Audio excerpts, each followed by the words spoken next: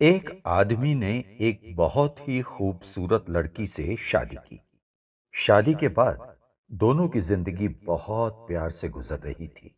वो उसे बहुत चाहता था और उसकी खूबसूरती की हमेशा तारीफ किया करता था।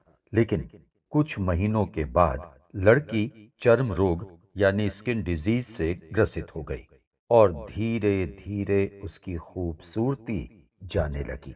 खुद को इस तरह देख उसके मन में डर समाने लगा कि यदि वो बदसूरत हो गई तो उसका पति उससे नफरत करने लगेगा और वो उसकी नफरत बर्दाश्त नहीं कर पाएगी। इस बीच एक दिन पति को किसी काम से शहर से बाहर जाना पड़ा। काम खत्म कर जब वो घर वापस लौट रहा था, उसका एक्सीडेंट हो गया। एक्सीडेंट में उसने अपनी दोनों आंखें खो दी। लेकिन इसके बावजूद उन दोनों की जिंदगी सामान्य तरीके से आगे बढ़ती रही। समय गुजरता रहा और अपने चर्म रोग के कारण लड़की ने अपनी खूबसूरती पूरी तरह गंवा दी। वो बदसूरत हो गई। लेकिन अंधे पति को इस बारे में कुछ भी पता नहीं था, इसलिए इसका उनके खुशहाल विवाहित जीवन पर कोई प्रभाव नहीं पड़ा। वो उसे उसी तरह प्यार करता रहा। एक दिन उस लड़की की मौत हो गई। पति अब अकेला हो गया था। वो बहुत दुखी था।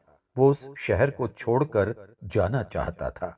उसने अंतिम संस्कार की सारी क्रियाविधि पूर्ण की और शहर छोड़कर जाने लगा।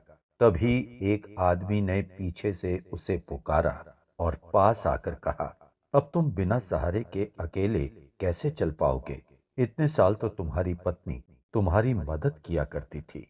पति ने जवाब दिया, दोस्त, मैं अंधा नहीं हूं। मैं बस अंधा होने का नाटक कर रहा था, क्योंकि यदि मेरी पत्नी को पता चल जाता कि मैं उसकी बदसूरती देख सकता हूं, तो ये उसे उसके रोग से ज्यादा दर्द देता। इसलिए मैंने इतने साल अंधे होने का दिखावा किया। वो बहुत अच्छी पत्नी थी। मैं बस उसे खुश रखना चाहता था। इस कहानी से यही सीख मिलती है। प्रश्न ये नहीं कि एक्सीडेंट कैसे हुआ, आंखें कैसे गई, बिना आंखों के कैसे काम किया। कहानी का सार यही है कि खुश रहने के लिए हमें भी एक दूसरे की कमियों के प्रति आंखें बंद कर लेनी चाहिए और एक दूसरे की कमियों को नजरअंदाज कर देना चाहिए।